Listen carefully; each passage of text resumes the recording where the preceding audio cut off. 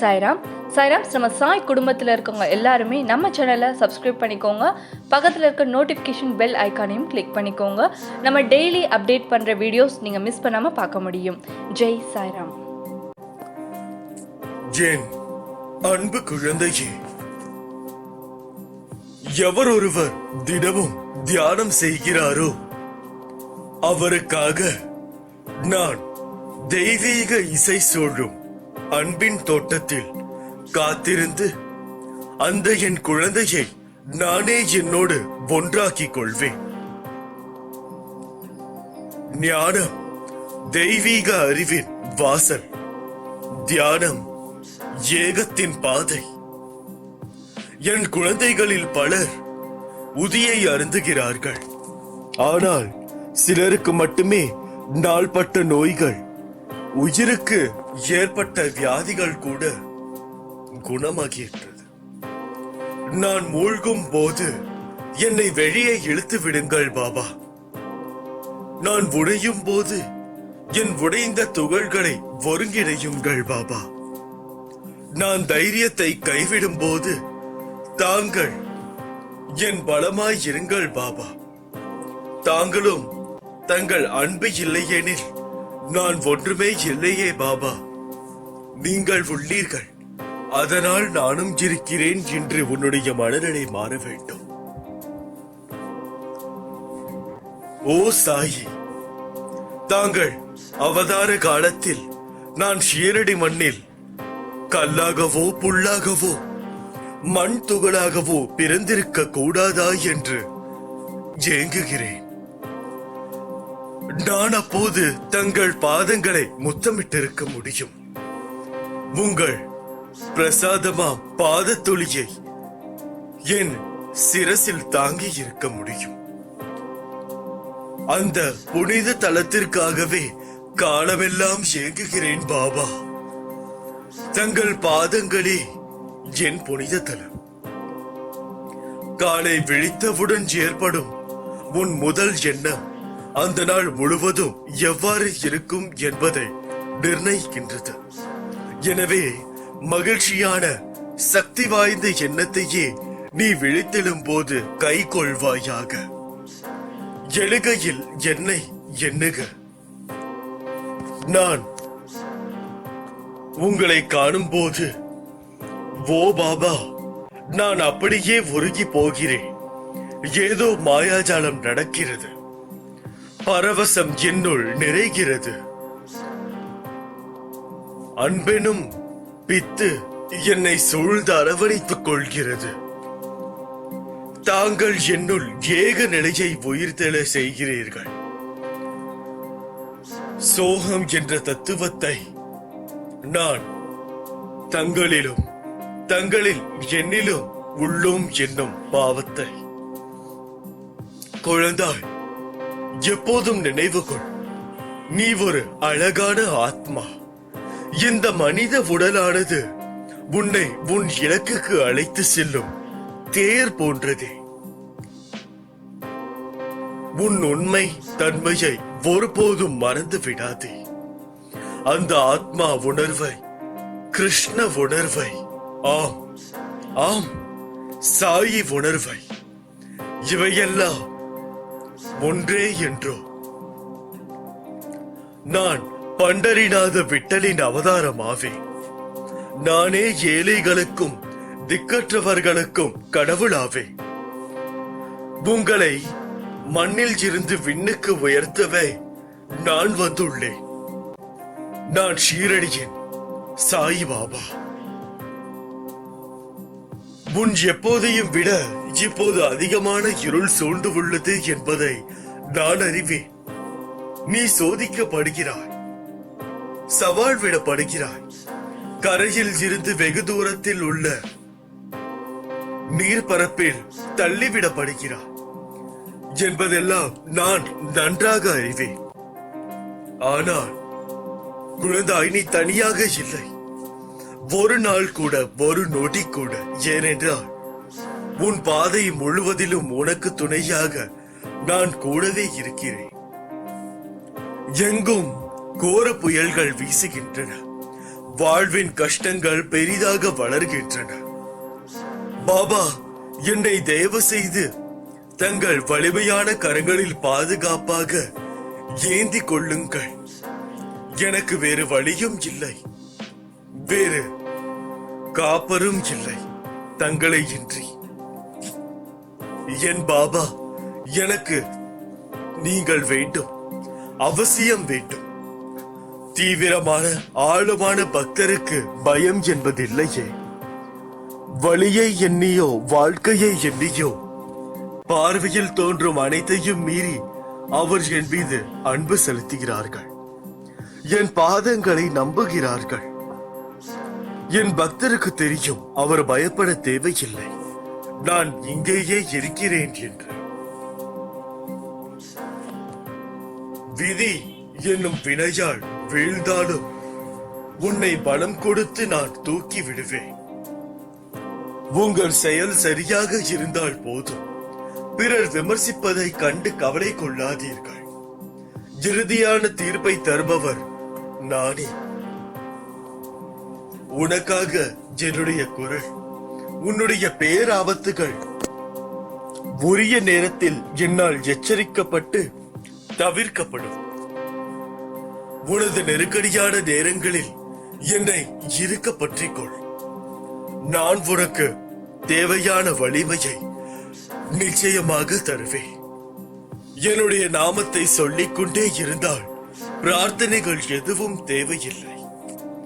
நாமமே அதை சரி செய்துவிடும். என் வார்த்தைகளை நன்கு கவனி. உன்னை நீயே வற்புறுத்திக் கொள்வதில் பயனில்லை. அதில் உனக்கென்ன கிடைக்கிறது? ஒன்றும் இல்லை, வலி மட்டும்தான். சூழ்நிலையை ஏற்றுக்கொண்டு தைரியமாக இரு. நான் உன்னோடு இருக்கிறேன் அல்லவா? பிறகு ஏன் நான் உன்னிடம் இருக்க வேண்டும்? எல்லாம் சரியாகிவிடும் குழந்தையே. கொஞ்ச நாள்தான். மனமுருகி ஒரே நம்பிக்கையோடு பாபா என்று அழைக்கும் போது ஓடி வந்து உங்களை அரவணைக்கும் என்னை வணங்குங்கள். உங்களுடைய முதலும் முடிவும் தெரிந்து வழிகாட்டும் என்னை நம்புங்கள். உங்கள் உள்ளங்களிலும் இல்லங்களிலும் நிறைந்து செல்லும் இடங்களிலும் வந்து காட்சியளித்து உங்கள் பயத்தை நீக்கி வாழ்க்கையை நடத்துவதற்கும் வழியில் வருகின்ற தடைகளை சரி செய்து வெற்றிக்கு அழைத்து செல்வதற்கும் என்னை தொழுகுங்கள். இன்று அல்லது நாளை உங்களுக்கு நல்லதை செய்வேன் என்ற உறுதியோடும் பொறுமையோடும் இருப்போருக்கு நிச்சயம் நான் அருள் தருவேன். நம்பி அவர்களை கைவிடாது துணை நிற்கும் சமர்த்த சத்குரு சாய்நாதரை பணிந்து நமஸ்கரியுங்கள். நல்லது நலங்களும் கிடைக்கும், நிச்சயமாக நடக்கும். உன் வேண்டுதல்கள் யாவும் ஒரு நாள் இல்லை என்றால் ஒரு நாள் நிறைவேற்றியே தீரப்படும் என்பதில் எந்தவித சந்தேகமும் உனக்கு தேவையில்லை. நான் உங்களுக்கு என்றுமே துணையாக வருவேன். மனித வாழ்வின் லட்சியமே மோட்சம் என்னும் முக்தியை பெறுவதுதான், முக்தியை விரும்புவதுதான். அதுவே உண்மையான ஞானமும் கூட ஆகும். ஆகையால் அனைவரும் ஞானத்தின் வழியில் செயல்படுங்கள். நிச்சயமாக அவரவர் வாழ்க்கையில் 1000 தான் இருந்தாலும் உனது வாழ்க்கையில் நான் இருக்கிறேன் என்பதை நீ என்றைக்கும் மறவக்கூடாது. உன்னுடைய நிழலே நான் தான். உன்னுடைய அசைவுகளை வைத்தே உன்னை அறிந்து கொள்பவன் நான். உன்னுடைய பிரச்சனை என்ன, உன்னுடைய கவலை என்ன என்பது எனக்கு நன்றாக தெரியும். எதை பற்றியும் கலங்காதே. உன்னுடைய வெற்றிக்கு வழி அமைப்பவன் நான். என் மீது நம்பிக்கை வைத்தவர்களை கைவிட்டதால் இதுவரை எவரும் சொல்லியது இல்லை. உன்னை மட்டும் விட்டுவிடுவேனா என்ன? இல்லை என்றால் நீ மட்டும்தான் இதற்கு விதிவிலக்கா என்ன? நடக்க விடமாட்டேன். உனக்கு தீங்கு இழைத்தவர்களின் எண்ணிக்கை என்னிடம் இதோ இருக்கிறது. கால சமயத்தில் அவர்களை தட்டி தூக்குவேன் என்பதில் எந்தவித சந்தேகமும் இல்லை. இந்த வாழ்க்கை ஒவ்வொருவர்களுக்கும் மிக பெரிய பரிசு. இந்த பரிசை நீங்கள் எவ்வாறு பயன்படுத்துகிறீர்கள் என்பதில்தான் உங்கள் ஆத்மாவின் நிலை இருக்கிறது. என்னவென்றால் நீ, அதாவது உன் ஆத்மா உன்னுடைய உடலை விட்டு பிரியும் போது குறைந்தபட்சம் 2 மனிதர்களாவது மனமாற வருத்தப்பட வேண்டும். அதாவது உன் மனைவியும் பிள்ளைகளையும் தவிர.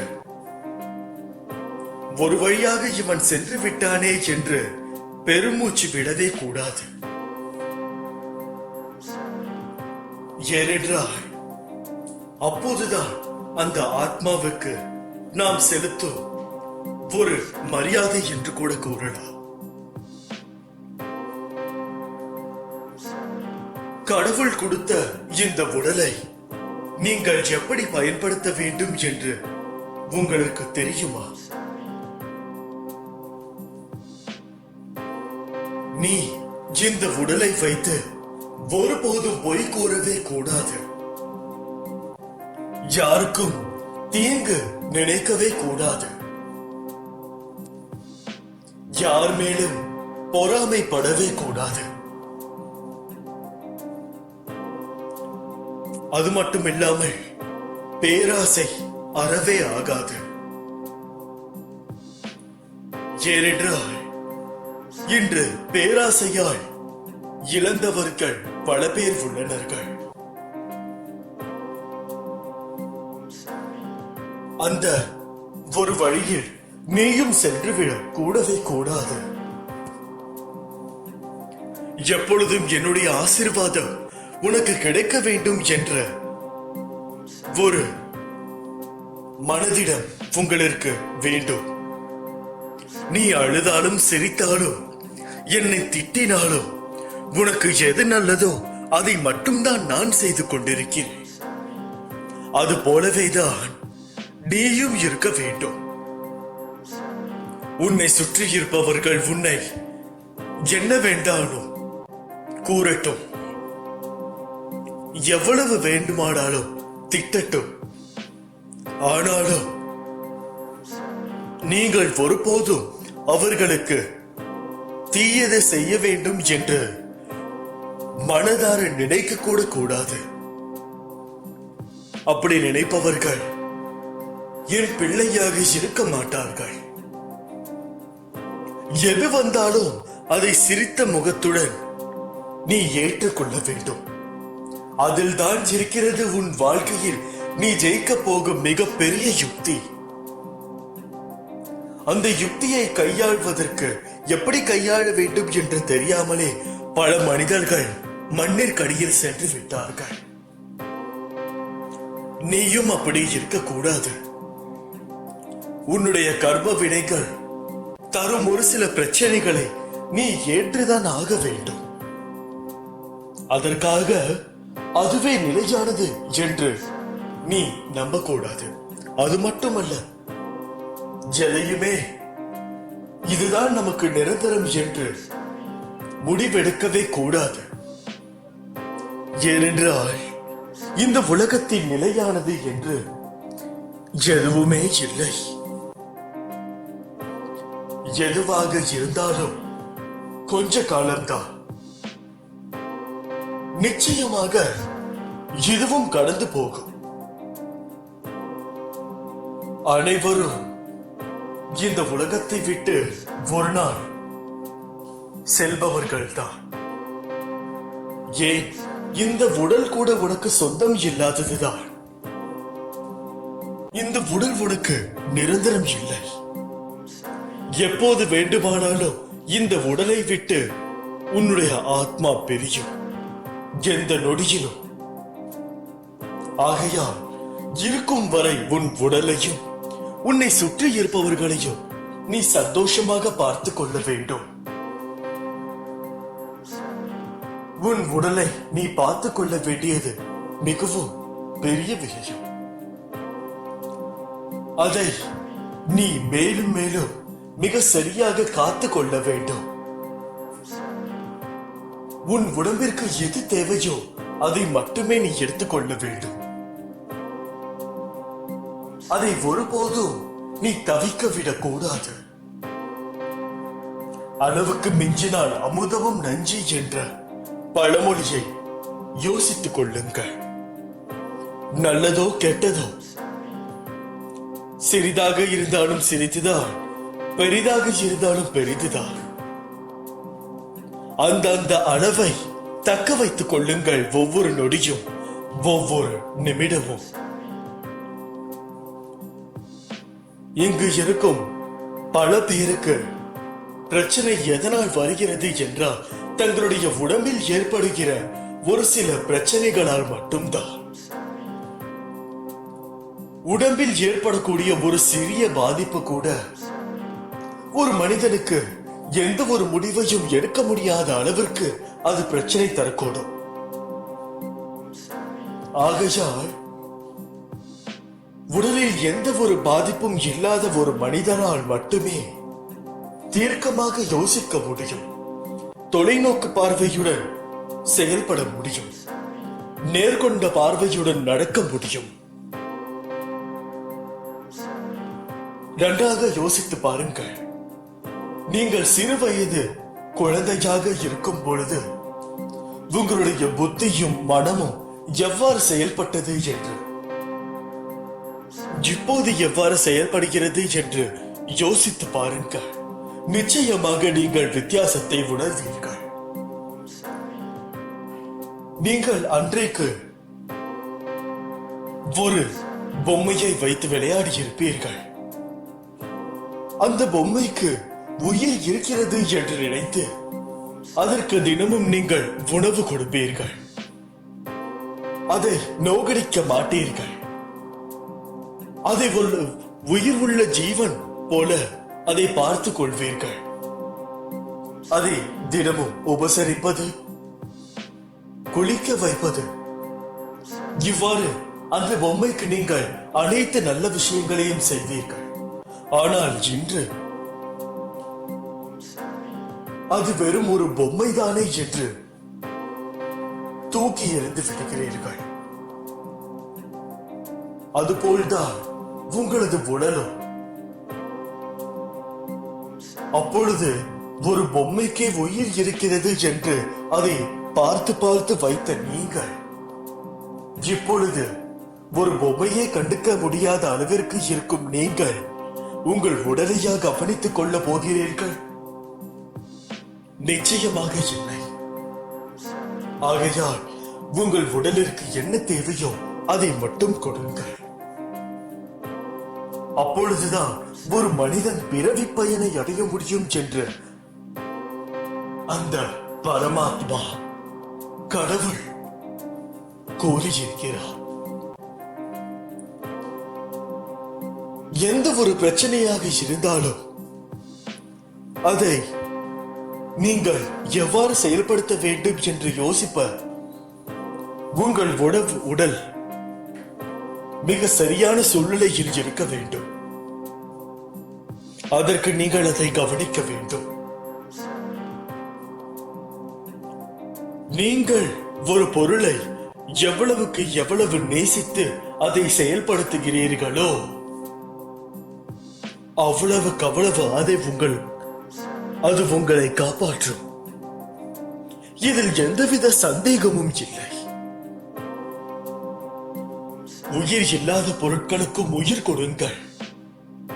அதை ஒரு உயிராக மதியுங்கள். அதற்கு கொடுக்க வேண்டிய மரியாதையை கொடுங்கள்.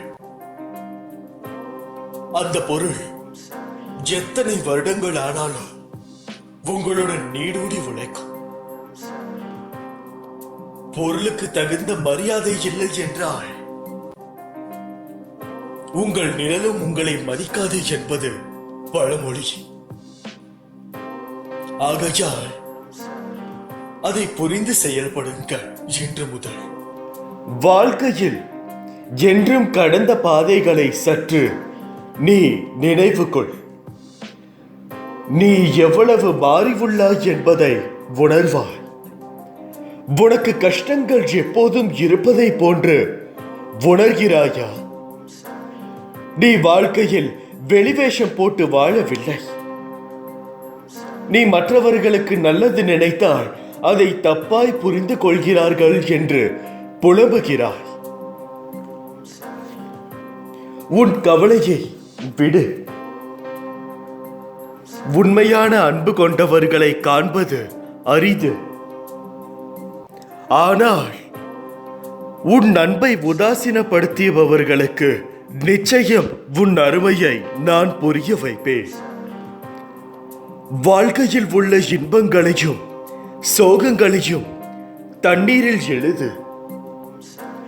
உன்னால் மட்டும்தான் அதை உணர முடியும். அடுத்த நிமிடம் அது மறைந்துவிடும். அதுபோலதான் வாழ்க்கையில் உள்ள அனைத்தும் உன்னால் தான் உன் வாழ்க்கையை உணர முடியும். எது நடந்தாலும் ஒன்றை நினைவு கொள். துன்பங்கள் உன்னை காயப்படுத்த அல்ல, பக்குவப்படுத்தவே.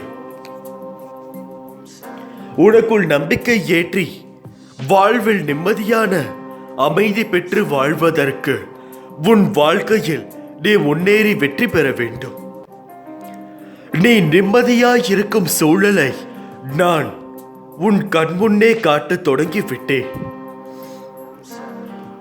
உன் வாழ்க்கையில் உனக்கு எல்லா சூழ்நிலைகளிலும் நான் உன்னோடு தான் இருப்பேன்.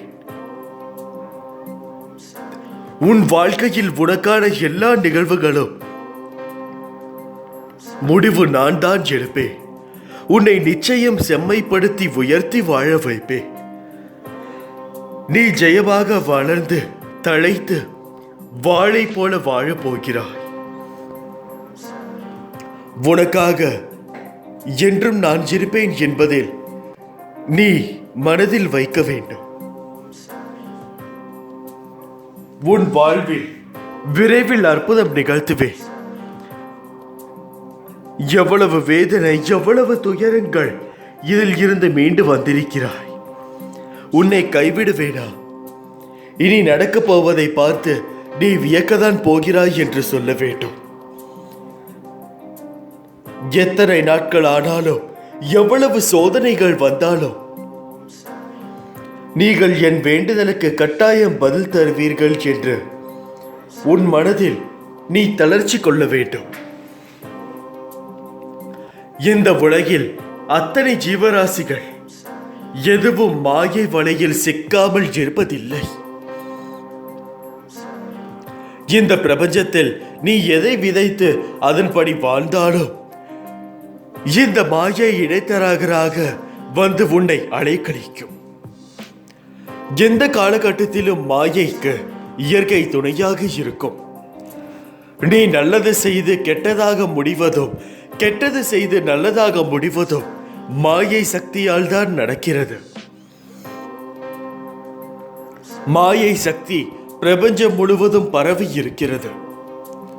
உன் வினையை அறுவடை செய்தாலும் நிகழ்காலத்தில் வாழும்போது இடம், பொருள், ஏவலை பயன்படுத்தி உன்னை உயர்த்தவும் தாழ்வடையவும் செய்கிறது. இதை எதிர்கொண்டுதான் வாழ்ந்துதான் ஆக வேண்டும். நிகழ்காலத்தில் உனக்கு பல பாடங்களை கற்பிக்கிறது. இந்த மாயை வெல்வது எப்படி? மாயையை வெற்றி கொள்ள அதிகப்படியான சகிப்புத்தன்மை, நம்பிக்கை, நீடித்த பொறுமை தேவை. கெட்டது உன்னை அடையும் போது வேகம் அதிகமாக உள்ளது. நல்லது நிதானமாக பயணித்தாலும் சோதனையை சந்திக்காமல் வெளிவராது. முடிவு நீ ஏற்கும் பக்குவத்தில் உள்ளது. மனதார ஏற்றுக்கொள். மனதில் எதையும் தாங்கி சோகத்தில் மூழ்காமல் அதனோடு பயணிக்காதே. மாயை எதிர்கொள்ள சிறந்தது. வருவதை ஏற்று மனதில் வெறுமையை உருவாக்கி மனம் அமைதி பெறுவதே மாயையை வெல்வதாகும். நற்செயல் சிந்தனை உன்னை உயர்த்தும். மாயை உன்னை சுழல விட்டாலும் வெற்றியை அளிக்காமல் விடாது. உன் விடை உன்னை துன்புறுத்தி வேதனையில் அலையாவிட்டாலும் அதை மனதார ஏற்றுக்கொள். இதுவே வினையிருக்கும்.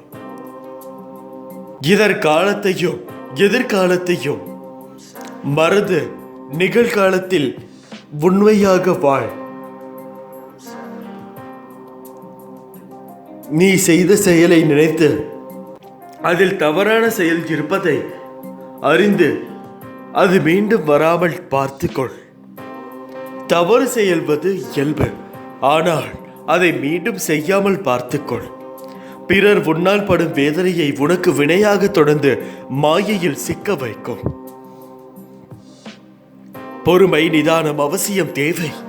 இதைவிட மிக பெரியது சகிப்புத்தன்மை. சகிப்புத்தன்மை கொண்டவன் மாயை வென்று விடுகிறான் என்பதை நினைவில் வைத்துக்கொள். பயணத்தை இனிமையாக்கி மாயையை வெற்றி கொள். வெற்றி உனக்கு மட்டும்தான். உன் மனதில் நான் இருக்கிறேன். நீ தவறு செய்தாயோ இல்லையோ, பாவம் செய்தாயோ இல்லையோ, நீ நல்லவனோ கெட்டவனோ என்பது எனது நாமத்தை உனது நாவில் உச்சரித்தாயோ அக்கணமே உனது நான் என்ற சொல் உனக்கு வாழ்க்கையில் அனைத்து ஏற்றத்தையும் கொடுத்து உன்னை உயர்த்துவேன். வெவ்வேறு தெய்வங்களுக்கும் ஆன்மீக குருக்களுக்கும் மரியாதை செலுத்துவது என்பது நல்லது. ஆனால் எல்லா ஞானிகளும் கூறியுள்ளபடி நம்பிக்கை என்பது இறுதியில் ஒன்றின் மீதுதான் இருக்க வேண்டும். ஆன்மீக வளர்ச்சி பயணத்தில் ஒருவர் தம் குருவை தனக்குள்ளேயே தேட வேண்டும். பாபா தமக்குள் உறுதியாக நிலைநிறுத்திவிட்டு விட்டார், வேறெங்கு செல்வது என்ற கேள்வி ஏன் வரப்போகிறது? வெவ்வேறு காரணங்களுக்காக வெவ்வேறு தேவதைகள் பின்னால் ஓடுவதையும் வெவ்வேறு கோயில்களுக்கு அலைவதையும் விடுத்து பாபா ஒருவரையே உறுதியாக பற்றி கொள்ளுங்கள். தனது பக்தனை எந்த சூழ்நிலையிலும் காத்தருளக்கூடியவர் பாபா. பாபாவின் வழி நடத்துதலை வார்த்தைகளால் விவரிக்க முடியாது. அதை உணர மட்டுமே முடியும். பாபாவிடம் நம்மை முழுமையாக அர்ப்பணித்து எந்நிலையிலும் பாபா நாமம் ஜெபித்து வாழ்ந்தோமே ஆனால் நம்மை சூழ்ந்துள்ள அனைத்து பிரச்சனைகளுக்கும் நம்மை விட்டு விலகி அது வேறெங்கோ செல்வது நம் அனுபவத்தில் உணர முடியும். இதை நீங்கள் நினைவில் நிறுத்தி முழுமையாக உங்கள் வாழ்க்கையில் மேற்கொண்டாலே உங்களுக்கு அனைத்து ஜெயமும் உண்டாகும். யாரெல்லாம் நம்மோடு இருப்பார்கள் விலகுவார்கள் என்று காலம் முடிவு செய்வதில்லை. அவர்களின் வார்த்தையும் நடத்தையையும் தான் முடிவு செய்கிறது. ஆகையால் ஒருவர் உங்களிடம் என்ன எதிர்பார்க்கிறார்கள் என்பதை தீர்க்கமாக யோசியுங்கள். அப்படி யோசித்தால் மட்டுமே மற்றவர்கள் உங்களை என்ன யோசிக்கிறார்கள் என்று புரிந்து கொள்ள முடியும். அதற்கு ஏற்றவாறு நீங்கள் நடந்து கொள்ள வேண்டும். ஏனென்றால் பிறருடைய எதிர்பார்ப்புகளை பூர்த்திப்படுத்தினாலே இந்த உலகத்தில் உள்ள குடும்பத்தில் பாதி பிரச்சனைகள் தீரும். ஆகையால் அதை நீங்கள் முழு மனதுடன் நினைவில் வைத்து செயல்படுத்த தொடங்குங்கள். வெற்றி உங்களுக்கு மட்டும்தான் கிடைக்கும். என்னுடைய குழந்தைகள் அனைவருக்கும் ஒரு வெற்றி நிச்சயமானது. அது என்னவென்றால், தன்னுடைய வாழ்க்கையில் அவருடைய பிரச்சனையை முடித்து எப்போது முழுமையான ஒரு வெற்றியை அடைகிறானோ அப்போது அவன் என்னுடைய வார்த்தைகளையும் சொற்களையும் முழுமையாக கேட்டுள்ளான் என்பது அர்த்தம். இப்படிக்கு உன் சாயப்பா அல்லாஹ் மாலிக். ஓம் சாய்ராம். சாய்ராம், நம்ம சாய் குடும்பத்தில் இருக்கவங்க எல்லாருமே நம்ம சேனலை சப்ஸ்கிரைப் பண்ணிக்கோங்க.